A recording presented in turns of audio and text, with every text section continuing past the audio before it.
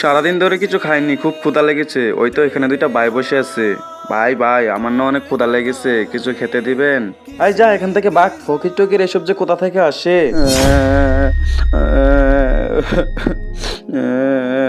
এই বাচ্চা, তোমার কি হয়েছে? তুমি এখানে বসে কান্না করতেছো কেন? ম্যাডাম, আমি 2 দিন ধরে কিছু খাইনি, আমার অনেক ক্ষুধা লেগেছে। আচ্ছা, আমি তোকে খাবার দিতেছি, তুই তোর দুইটা হাত সামনের দিকে রাখ। আর সাথে তোকে একটা জাদুর বাক্স দিয়েছি, তোর যখনই ক্ষুধা লাগবে এই বাক্সের মধ্যে চাইবে, তাহলে তোর সবকিছু এই বাক্সতে চলে আসবে। আরে জাদুর বাক্স, চল ওর কাছ থেকে কেড়ে নিয়ে যাব।